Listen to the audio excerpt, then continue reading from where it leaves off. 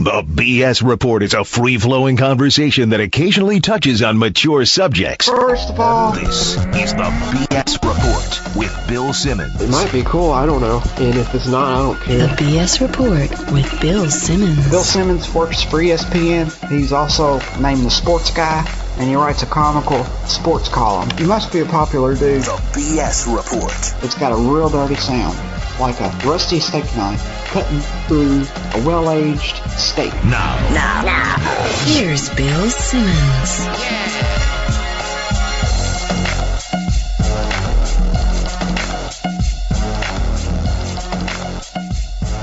Welcome to the BS Report, Part 2 of the Mega Monday edition. If you missed Part 1, Cousin Sal and Chad Millman helped us break down the conference championship lines. Now here's Part 2 with our good buddy from NFL Network and NFL.com, Mike Lombardi. What a weekend, huh? One of the best. You know, it is one of the best weekends in football. I mean, you get 4 great games, hopefully, which we did, and you get them constant back-to-back, a little time to rest, and come right back to it. I thought it was fabulous. I mean, the NFL has to be really proud of the games and how they played out, and it was remarkable how you got one game in overtime, double overtime, and another game starting, so it was a great Saturday, Sunday.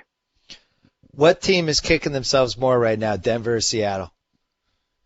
They got to be Seattle because, look, when Seattle went up 28-27, they had to remember, Pete Carroll had to sit there and say, they came back against Carolina. They came back, I believe, against Oakland. This is what they have done. We have got to make sure they don't do that.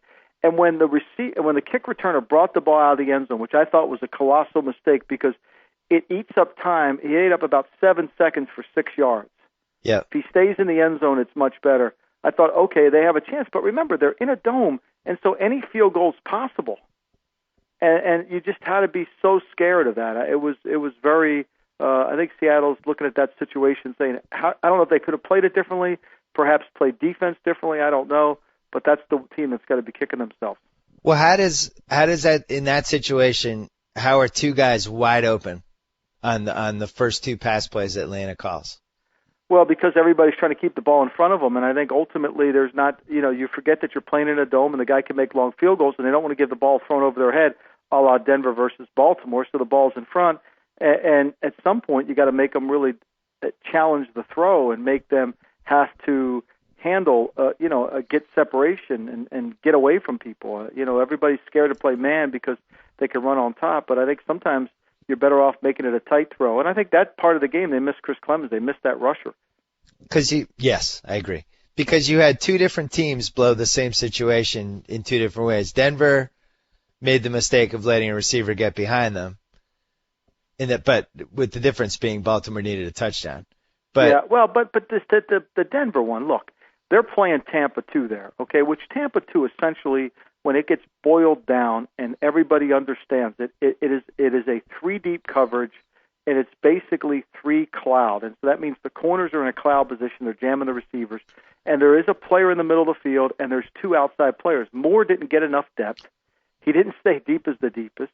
And he looked like a bad center fielder that misjudged the ball. It was pretty awful. It almost like he didn't realize Flacco could throw it that deep was my other takeaway from that pass. It was almost like he had in his head, this guy can only throw this distance. It really, I don't know what he was thinking. Obviously his ball skills are left to judgment. And really, Denver was fortunate to even when you break down the game and watch the tape of the game. I mean, Denver sits there, they get 14 points on returns, and they get 21 points off of their offense. When Manning, in a game I've never seen this in my career, watching Peyton Manning, as great a player as he is, he never threw a 9 route and never threw a seam. Explain what that is to the people who don't know what that is. A 9 route is a vertical pass, the one that Jacoby Jones caught, okay, or a post or something. The first play of the first Baltimore game, he throws it up the field to Demaryius Thomas to let Baltimore know he's throwing it down the field. Never threw one of those in the game. He never threw the seams. I don't know if people remember the great Bill Belichick Football Life, where he tells Dean Pease, then his defensive coordinator, about Dusty Keller and Mark Sanchez. The seams, Dean, the seams. Well, that's the middle of the field. That's for down the field against especially a 3-deep coverage. Peyton Manning lives in the seams. That's what he wants to throw most of the time. And it's that vertical route inside the numbers up the field. He never threw one in the game.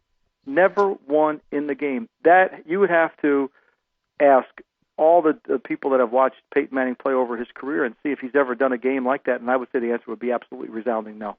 And would you agree with this? Because I watched that game, and I felt like somewhere in the second half, Baltimore figured out how to play defense against him.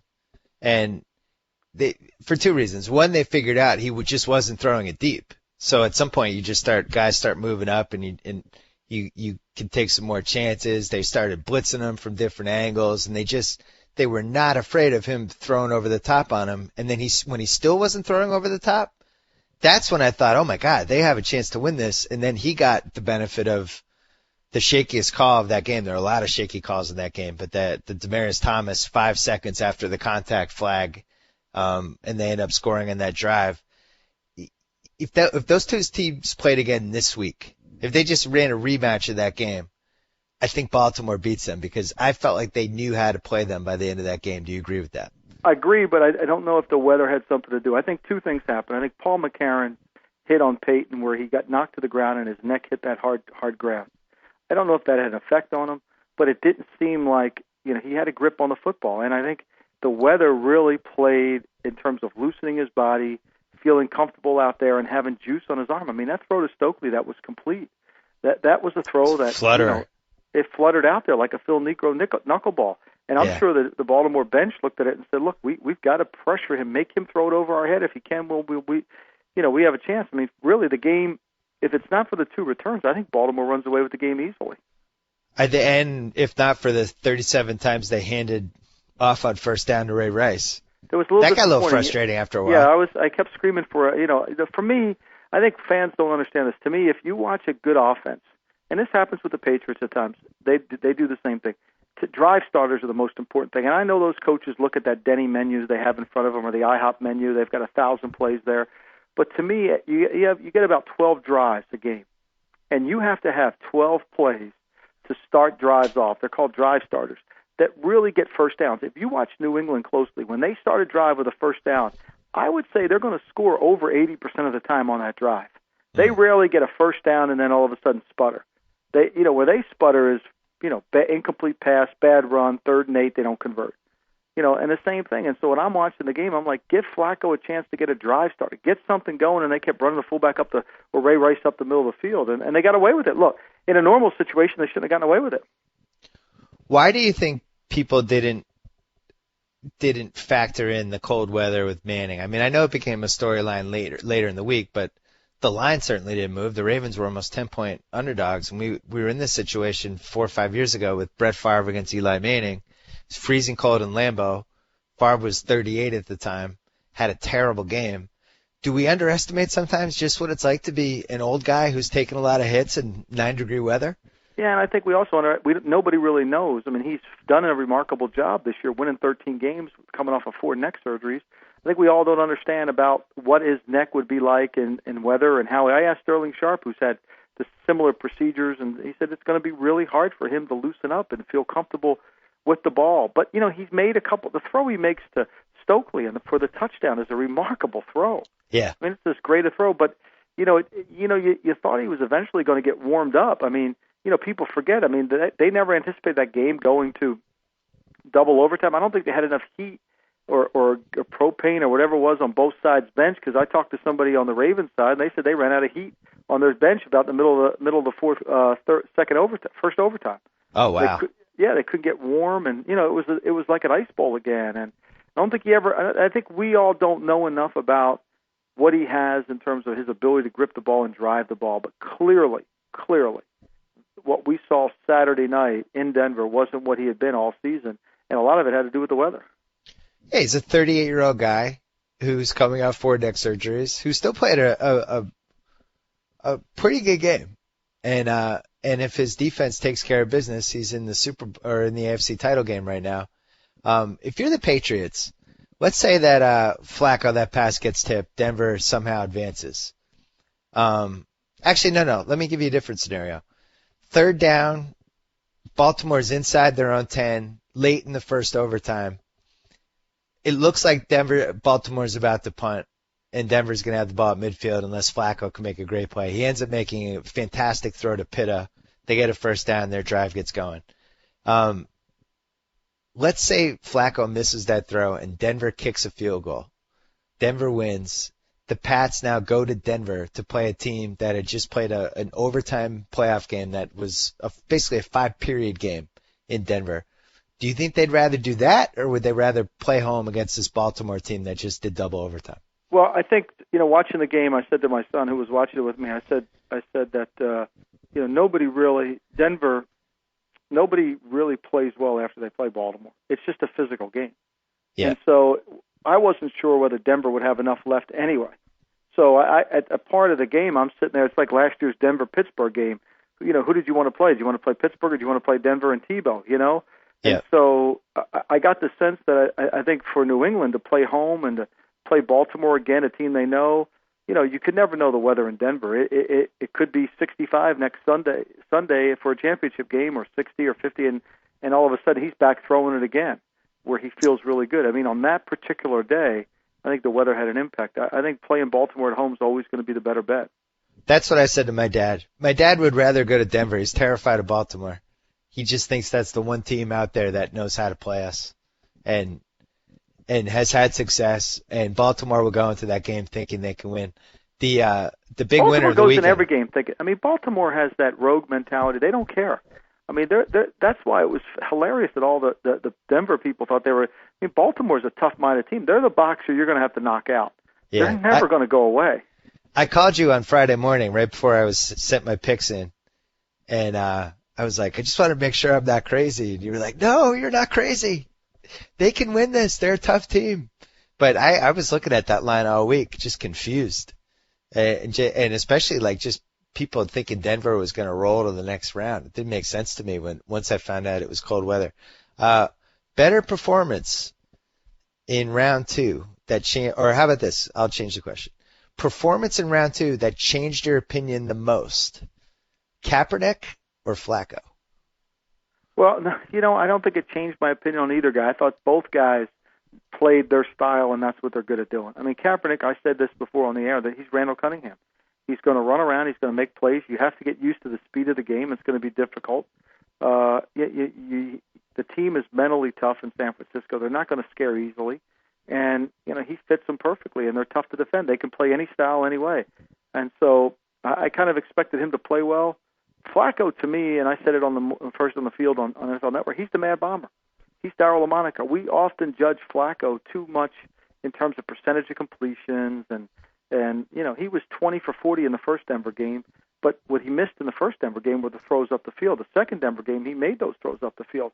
Flacco is the Mad Bomber. You got to take away his deep throws, make him have to execute in a lot of third down situations precisely, and put the ball in tight spots and make them work the length of the field. But if you give him the big play up the field, that's who he is. Your average per attempt is key for Flacco. I thought he played the level, and I think Caldwell, even though you may argue some of those first down runs, I think they gave him enough opportunities, perhaps not enough, of getting the ball up the field and making big plays.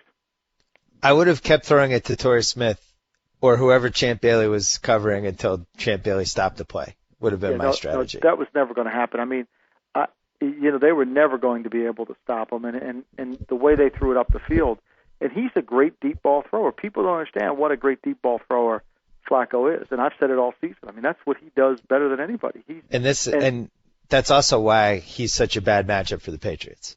No question. They can't get the ball thrown over their head. They got to play the deep ball, and you have to be able to make him work it down the field and beat you with execution and precise execution, because at times they'll break down. Now, this offensive line is much better. They changed their offensive line so that Michael Orr is no longer the left tackle, which helps. And Bryant McKinney plays much better at left tackle, and Orr plays much better at right tackle. And so they're better up. Their offense is better. Their defense, to me, is just, it's a tough-minded team. They play great in the red zone, but they're not a great defensive team. Ed Reed was a no-show in that Broncos game, or was I didn't notice him? Well, because he never was attacked. I mean, he never was attacked. You didn't see a vertical route in the game. I mean, they never took a chance. I mean, Ed Reed's going to play 20 yards deep against Peyton Manning. He's playing the seams. He's making sure that he doesn't throw that. I mean, it was hard for him to get engaged in the game because he still was defending the ghost of past, and he didn't realize. And there was no place for him to make. I mean, the ball was never thrown up the field. I haven't seen the numbers, but I would really bet strongly. I don't think he had one attempt over 20 yards in the air. Can you explain to people how much Gronkowski means to the Patriots offense? Because there's a little buzz today about how, hey, look, it's 35 points with him, 34 points a game without him. Can't be that much different. Well, I think he's the second best player in the offense. Well, he is. I mean, look, he allows Hernandez to be a better player because he allows Hernandez to be the jack of all trades. He allows Hernandez to be the move guy. He allows Hernandez to be a wide receiver. He allows Hernandez to be the mismatch guy. He allows Hernandez to take another corner or safety on him. So you're never going to replace him. I mean, they have to change their offense a little bit. Daniel Fells, instead of being inactive, will have to play on the line. The Hugh man, Michael 47, he plays a lot. I mean, they'll change what they do. They went into that game plan. They went into that game with Danny Woodhead and Rob Gronkowski being a huge part of the offense. And by the third or fourth play of the game, or maybe the fifth, they lost both players. And so they had to adjust and try to change it. I mean, they were going to use a lot of different formations and create some matchup problems for the Texans, who still insisted on playing man-to-man coverage. They rolled out one formation. I think they've done it a couple of times, but they did it for this whole series, and it was devastating. They had Shane Vereen in the game, and Shane Vereen's actually you can roll him out, and he can be a pseudo receiver. They put Hernandez in the backfield. Then they had Welker and Lloyd, and Houston had to defend Vereen with a linebacker. Right. And then you had Hernandez coming out of the backfield. That was devastating. We're going to see that formation again, right? Well, what it does is, first of all, it tells Tom right away from the snap. When Barrett Rubb went out there, Tom knows immediately it's man coverage. He knows immediately it's man coverage. So there was a play in the first Houston game where they couldn't. It was in the red zone. It was the first Aaron Hernandez touchdown. They had Aaron Hernandez in the backfield. Danny Woodhead was lined up over by the Patriot bench. It took him about 6 minutes to get somebody to send over to cover Woodhead. Typically, Brady would have just snapped the ball and thrown it to Woodhead. But he just said, relax, fellas, it's okay, because we have Brady James covering Aaron Hernandez on an option route. I'd rather have that. And so he took it, and they scored a touchdown. So what it does, it allows Brady to see that it's man coverage. And then Brady can then redirect what he wants to do, whether he wants to run a stop and go, whether he wants to run a slant. And Vereen has become a little bit of that Julian Edelman replacement player for them. They were going to, they could have easily lined up in, had Vereen on the field, had Ridley on the field, and had Woodhead on the field at the same time, because Woodhead can do a lot of the same things too. Now, who do the corners cover? Let me ask you this. You have 2 tight ends on the field. You have 3 running backs. Who do the corners cover? They would be looking around at the bench saying, who do we got? Or as my dad calls him, Ben Vereen. Ben Vereen. So is that a formation that could work against Baltimore? Well, no, because Baltimore's not going to engage in that. I mean, you have to get somebody who's willing to engage in it. You have to get somebody. Baltimore's going to say, okay, fine, you do all your stuff. We're going to play this, and here's what we're playing. And Baltimore's played him enough to know that if you show Brady what you're doing too early in the snap count, he's going to figure out where to throw the football. So I don't think that they'll have to come back and beat them at a different style of game. Now, can Baltimore hold up against the run? We'll see. And I think they'll be. People forget New England was the second team in the NFL in rushing attempts. Yeah, they had 523 rushing attempts. I think Seattle had 526. So, are the right 4 teams in the conference championships? Say that. I'm sorry. Are the right 4 teams in the conference championships? I really look. I thought Seattle would be the other team. I think Seattle understands how to play San Francisco. It's hard to play the 49ers if you've not played them, especially with Kaepernick, because they're a completely different team. And they're so fast. They're so fast. But look, Baltimore went out to Denver and won. I don't think you can argue with that. I mean, Baltimore limped into the playoffs. They secured the seat, and they limped in, and they've rallied. They've won 2 games against the Colts, which I didn't think is a great team, and they went out and beat Denver, which was wounded. And then Seattle versus Atlanta. If I'm the Niners, I have a choice between I can go in Atlanta, play in a dome, play on a faster surface, or I can play at home in San Francisco with a possible crazy weather situation with a team I've already played 2 times that knows how to beat me, that beat me badly the last time. Wouldn't I rather go to Atlanta, or am I crazy? Well, I'd rather go to Atlanta because I think Seattle knows how to play them, so that's probably a problem. San Francisco doesn't care where they play. They're a good team. They can play anywhere. They've proven they're a good road team. They've only had 8 losses since Jim Harbaugh's been the head coach, so they kind of know how to play games, and they have a tough-minded. And the perfect surface, I mean, Kaepernick will be even faster on that surface, and their pass rush will be even more improved on the surface. So I think they can go in Atlanta and win. You warned me about taking Harbaugh over taking Dom Capers over Harbaugh. You gave me a heads up on that. One of the worst defensive coordinator performances we've seen in the playoffs. Where does it rank? Well, I think it was. I mean, Green Bay's defense isn't good. I mean, Dom can't do a lot when it's not a lot of talent with him. And I think Ted Thompson, the general manager, and I think Mike McCarthy, the head coach, they know this. I mean, that defensive talent on Green Bay's team wasn't what they need to be good. And I think that Harbaugh, with a week to prepare for it, they know the team. And I'm saying this again, San Francisco is an impossible team to prepare for if you've never played them. If you need to understand what they're trying to do conceptually, because they're the magic trick team. They have so many things they're doing. You have to boil it down to the core element of what they're trying to accomplish. And you can play man all you want, but Eric Walden's not tackling Colin Kaepernick as you spy with him. He's not going to do it.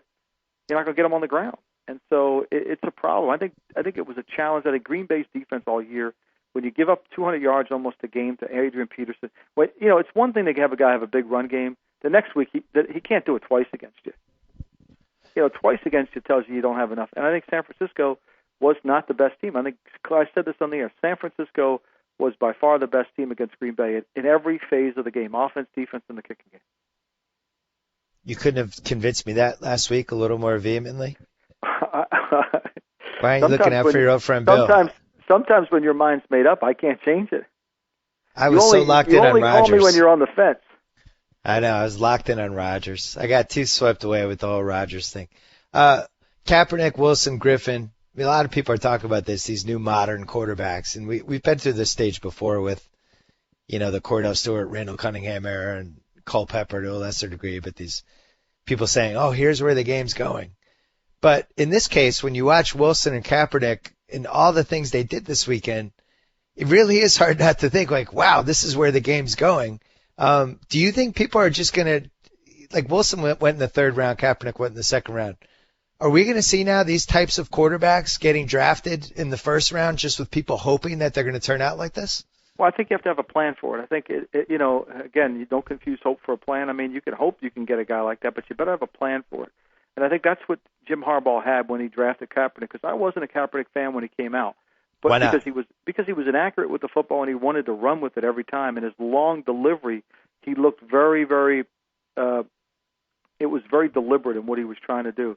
But I think what Jim has done with him is molded him in. He's shortened his delivery. He's improved his accuracy. And he's taken the number one strength that he has, which is his speed and his running ability, and turned it into an offense that he's not back there just running around with the ball. He's executing the offense within the framework of his talents, which is hard to do. Not a lot of coaches can do that, and I think that's why he's been so successful. And I think part of it is Jim has a vision for him, and Jim knew he needed to get in a game, especially against Green Bay or perhaps New Orleans when they're better, that he's going to have to score in the 30s to win. He's not going to win with his defense, and I think that's why he made the move. Russell Wilson, during the first month or so, you weren't crazy about him. No, you worried that he wasn't explosive enough. What happened with this guy?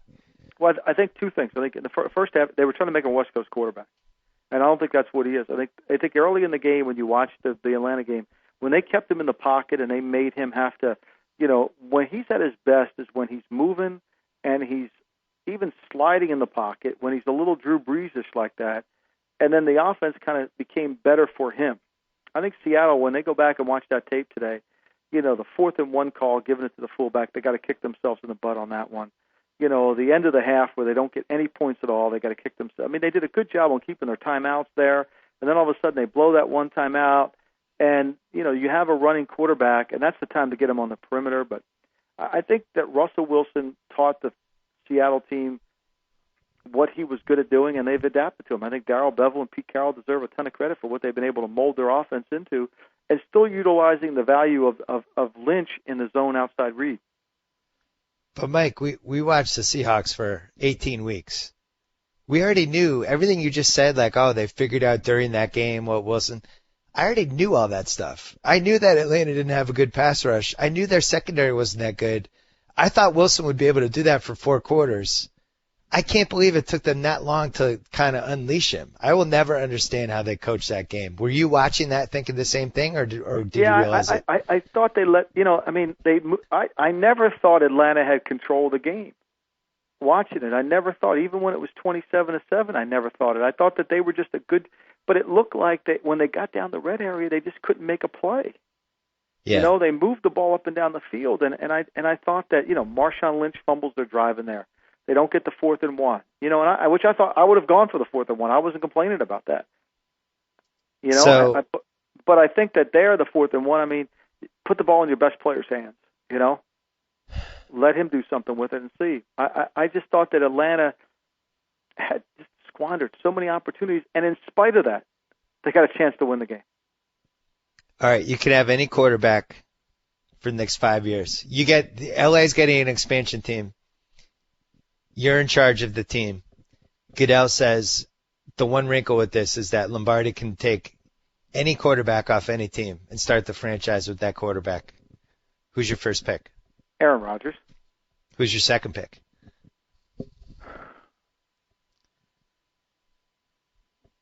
I have to give that a little bit of thought. Here are your choices. Well, you're looking at these young contemporary guys that have the ability to change the game. Whether where's RG3's knee going to be? Where's Andrew Luck? How's Andrew Luck? I would say Andrew Luck probably would be my number 2 choice. Where's Russell Wilson and Kaepernick? Where do they rank? I think they're in the conversation. They're in the top 5. They're in the top 5. Interesting. How about Matt Ryan? Well, Matt Ryan's going to be in there too. Matt Ryan's played pretty well. Is he below or ahead of Kaepernick and Wilson? He's done it more on a consistent basis. He's got to be above Kaepernick and Wilson. These guys have 1 year, but they took their team to the playoffs. They're good teams. But I think Matt Ryan has shown that he's, one thing about this Atlanta team that I think is different than what happened at Denver. Denver got intoxicated by winning games against bad teams and really never being challenged the whole year. Yes, I know they were behind 24-0 against San Diego, but they came back and won. There's something about coming back and leading your team to victory that gives you an enhancement with your team in terms of your leadership. And I think that's what Matt Ryan's proven. So when those guys went out in the huddle with the ball with 30-some seconds to go and 2 timeouts, and they had a chance they could do it. I think that everybody thought they were confident they could do it. I thought that game was going to come down to the wire just because of the history of those 2 teams in that season. And Seattle, every game they played ended up being close, even if they lost. Atlanta had so many games that came down to the last 2 minutes. Even if they tanked the game, they somehow always had a chance to win or, would blow a lead and then have to pull it out. And it was funny how it worked out. It was exactly a microcosm of both of their seasons. And Seattle had a bunch of tough road losses this year. Ironically, if like 1 or 2 of them had gone differently, they would have hosted whoever in that game. And I don't think anybody beats this. Can we agree on this at least? Nobody beats this Seahawks team in Seattle in the playoffs, probably. No. So that game was a microcosm of why they didn't end up making the Super Bowl, because they didn't take care of business in these road games. I thought it was. What did you think was a bigger choke job? Denver not closing the door, or Seattle somehow letting Atlanta go 40 yards in 25 seconds? I think Denver not closing the door because, the probability of scoring a touchdown there is so great. You have to get the ball thrown over your head.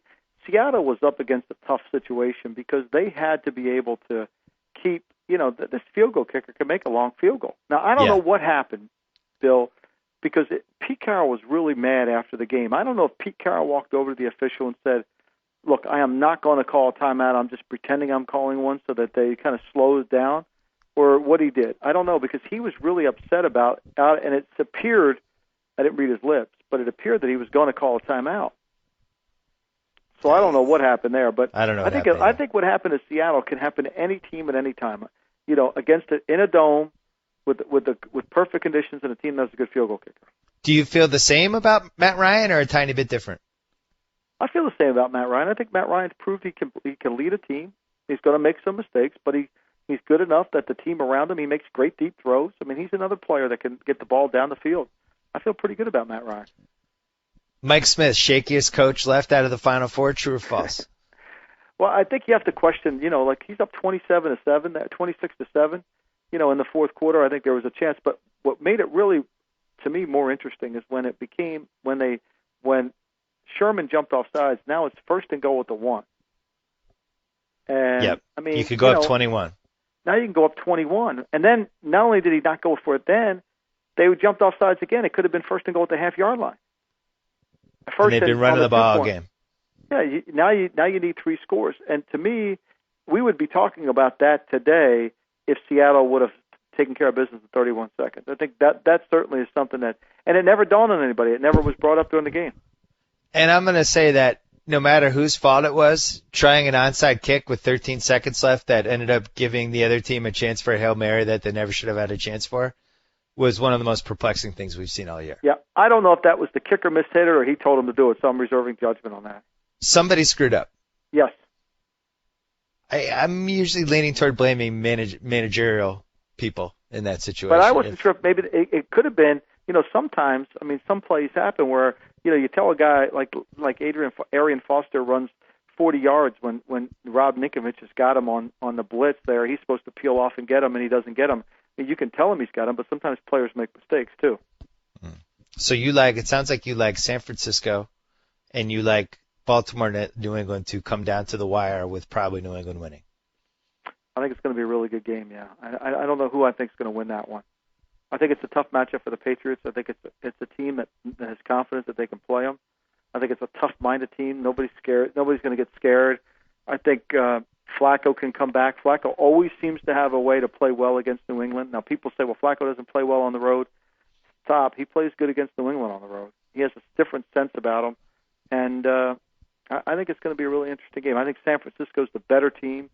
I think they'll prove it in all 3 phases. I think San Francisco will be too much for Atlanta running the ball, throwing it, whatever they want to do. So if it's New England, San Francisco, the place that gave you a start, right? Yep. New England, Belichick, guy you worked with closely in Cleveland. You love Harbaugh. You and Harbaugh go way back. That's a tough one. It's a hard You're one. right in the middle. John, I got John his first job. I was at the Philadelphia Eagles when we hired John as the special teams coach. So, and I have a lot of friends in Baltimore. So, these are tough things.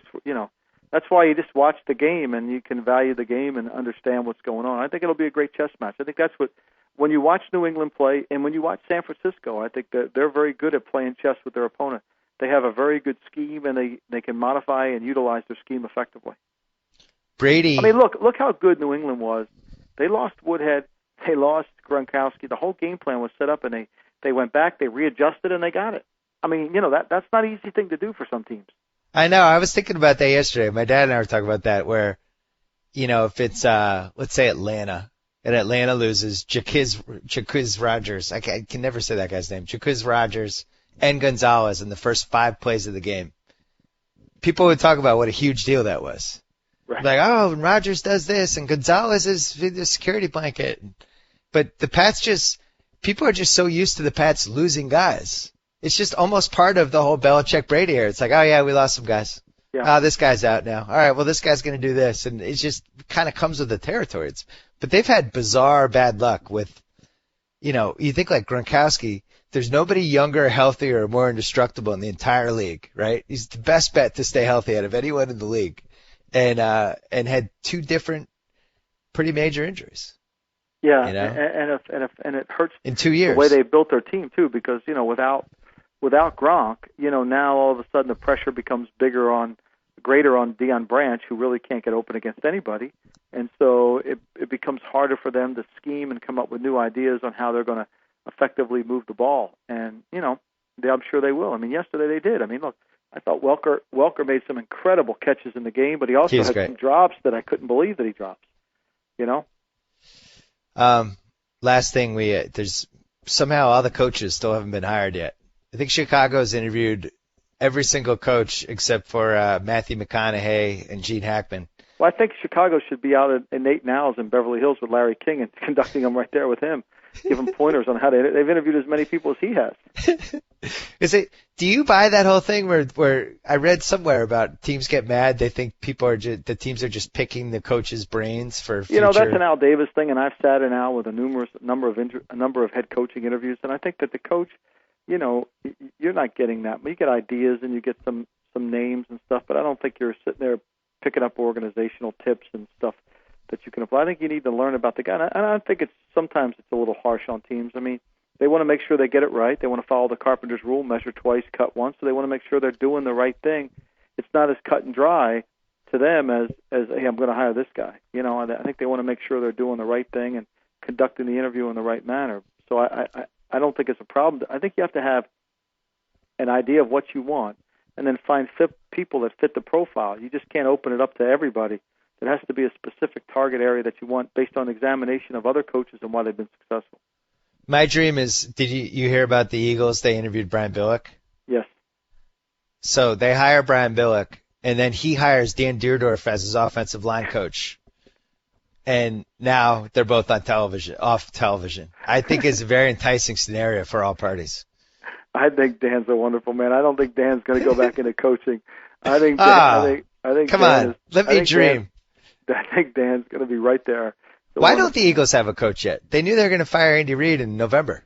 Well, I think they've had a couple ideas on what they were looking for, but I think it's about fit. I think they have a certain style that a front office that they want to fit to. I think Howie Roseman is a strong player in their organization, the young general manager, and I think they want to make somebody that's compatible with him, that fits, and I think he wants to make sure that he finds that person, and maybe it's a little difficult. I think, and then it comes to what people don't realize. A lot of this is about staffing. It's about who's going to be my offensive coordinator, who's going to do this. I mean, you know, Norv Turner goes to Cleveland with Rob Jasinski. That means Ray Horton now, who's interviewing for head coaching jobs, he needs another guy to be his offensive coordinator. Same with Mike Nolan, who was interviewing for head coaching jobs. Who's going to, because they were all saying Norv Turner's going to be my coordinator.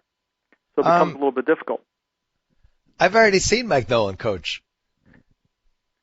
I watched it in San Francisco. It didn't go very well. No, there's a study, and I think this word retread is wrong. I think there's been a study. Bob Bolin of NYU, the sports management professor who runs the department there, does a wonderful job. They've done a study about second-time head coaches and the profile that they fit. Belichick's the best example ever. Right, and there is a profile. And if you study that and you look into that and you closely examine the profile and the age and like, for example, the level of accomplishment when they go back to becoming a coordinator, that's important as well. And I think when you take all those factors in with age and where they are at this point in life, I think that's why some guys can be successful. Well, and I agree with that, because I can tell you that if I ever ran another website like Grantland the second time around, I would have a wealth of knowledge of all the things that, oh man, I wish I had done this. Oh, this next time around, I'll have that. And you do learn a million things, and you can't put a price on the knowledge you make from your mistakes. And I think even you would agree, like when you ran the Browns the first time around from in the early mid-'90s, you learned a lot from some of the mistakes you made, correct? Oh, it's one of the greatest lessons in life. I mean, it's the best. I mean, we talk about it, Bill and I and everybody who was in Cleveland, we talk about the mistakes we made and the process that we went through, whether it was with Nick Saban and all that. Yeah, I don't think we would have been able to have successful careers without the mistakes we've all made and learned from. I think anytime you talk to a scout and he says, he's always liked this player, you're talking to a bad scout, because the mistakes we make in scouting are the ones that help us improve as a scout. Because you have to take time to study them and do an autopsy on where you went wrong and what you were thinking. Because if you want to get better and avoid the mistake the next time, you've got to study it. In Cleveland, we made 1,000 of them, and we kept working our way through it. People say, well, you didn't draft good in Cleveland when you were there. Yeah, we made some mistakes in the draft. We had a good team. We kind of overcame some of our bad mistakes in the draft to find players that perhaps weren't in draft choices that still played. I mean, we still had we had 11-5 team, so we learned a lot there, and I think Bill learned a lot too. He would be the first to tell you. And then he went to the Jets. I mean, I think he learned just from how he handled that whole the coaching situation when Parcells was leaving. And I mean, people forget, like when Belichick took over the Pats, everyone in New England was like, what's wrong with this guy? This guy was going to be the Jets coach, and then he randomly just quit at the last second, and it seemed like, he had shaky judgment potentially. And I'm sure he looks back at that and thinks, ugh, what was I thinking? Well, I wish I had handled that better. I think part of it was, too, is I think Bill realized from Cleveland and his experience, and I don't want to speak for him, but he knew he needed the right situation for him to be successful. Yeah. Now, I'm not saying the Jets wasn't, but it indicated to me that what he learned in Cleveland, he applied. And I think that's important for all of our careers. I think, look, Nobody is the same person they were 20 years ago or 15 years ago. We all learn and process. That's why the good coaches in our league, have been able to change and adapt. It's the good teachers in life. I mean, if you have a second-grade teacher who teaches the same history lesson every single year, they're not going to be a good teacher. They have to change and modify and adjust. Same in coaching, same in everything. Well, with all that said, I don't think Mike Nolan's going to be good in his second turnaround.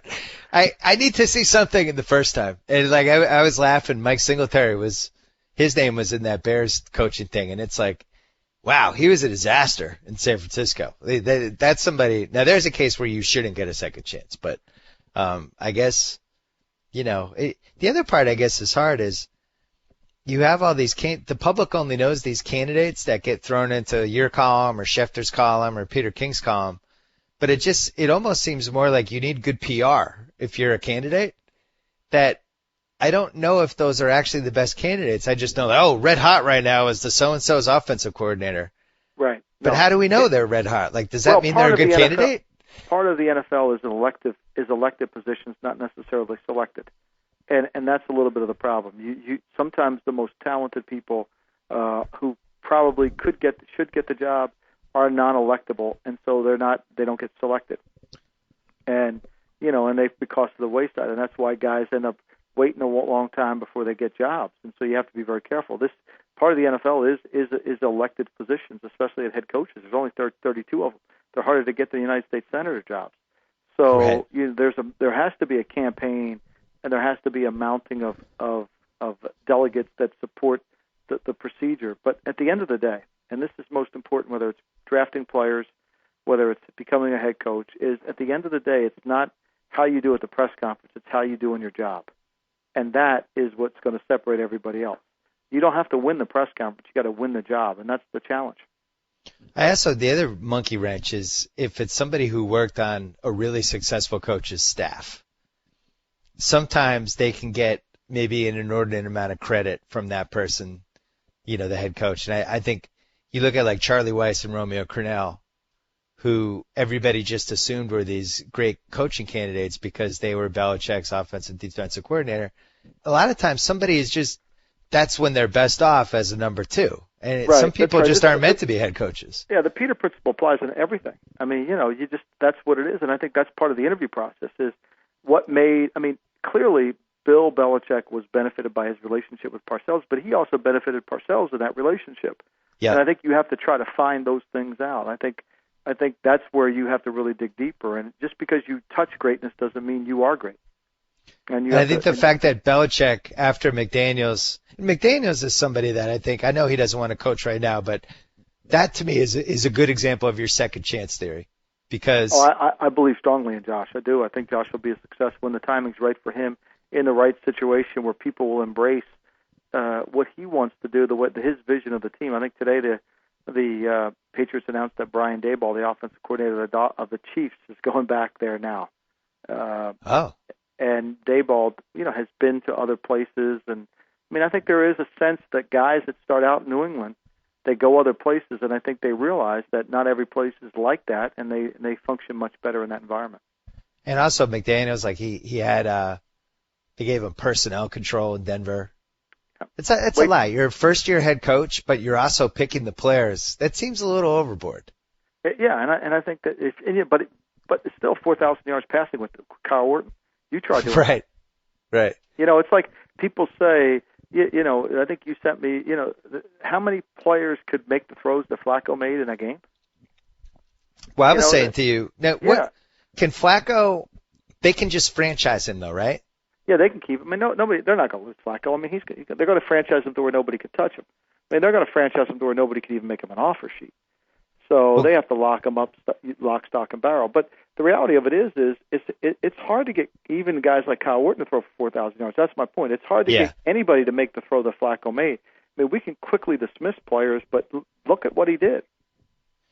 Well, if I had a team with a ton of cap space, I would seriously try to figure out a way to get Flacco and front load that offer. So at the very least, you're screwing over Baltimore. Yeah, and Baltimore's smart enough to know that they can't afford to let him out there for an offer because somebody will overpay Flacco. Yeah. So they'll franchise him, and this will be moot. But if I'm Joe He'll be an Flacco, exclusive franchise, and then he'll have to find a way to get a contract done. yeah, I wouldn't be happy with that situation if I'm Joe Flacco. Well, I would be like, well, I'm worth this. Pay me this. This is what I would get from other teams. I think that's the challenge of doing the deal. Anything you can tell us about Cleveland or no? I don't know anything. I'm hopefully, I'm working on NFL Network. I got a thing going Wednesday, and then my last first on the field to the Super Bowl is on Sunday. So I think Cleveland's in the process of calling general manager candidates this week. So we'll see what happens. Anything you can tell us about House Eats House versus Cousin Sal in New Orleans eating contest? Any scouting reports? Oh, I don't know. I think it's one of the best cities. Really, to be honest with you, I think New Orleans is one of the best cities to have a Super Bowl ever because you don't need to get in a car. Yeah. You can walk everywhere, and it's a giant. You don't have to have the limo drive you here. You can just walk, and there's no party you need to go to because you can just walk down Bourbon Street and there's a party in the street. It's incredible, and I can't believe it's been 11 full years since the Pats-Rams game, which was one of the greatest weeks of my career and one of the most memorable weeks of my life. And I'll never forget walking around there on Monday. It's like Monday afternoon after the game. A lot of people took off at that point. In New Orleans, it's just the day after. It's like the worst party anyone's ever had. The day after, right? It's just a mess. It stinks. It stinks of liquor and throw up and everything. And it really is the best possible place for the Super Bowl. And it makes me mad that they don't have it there more often. I don't get it. Really, it should be there every 3-4 years. Yeah, I mean, it's such a good place to have anything. I mean, it's perfect. And then right after the Super Bowl, it goes right in the Mardi Gras. You can just stay there. You can be in a constant drunk state the whole time. Mike Lombardi, as always, a pleasure. We'll talk to you before the Super Bowl, I'm sure. I hope so, Bill. Thanks. Bye-bye. All right. Take care. So I get to sign off. Whoa! Thank you for downloading the BS Report with Bill Simmons. Too much fun. Check out more podcasts at the iTunes Music Store or at Pod Center at ESPNradio.com. Peace out.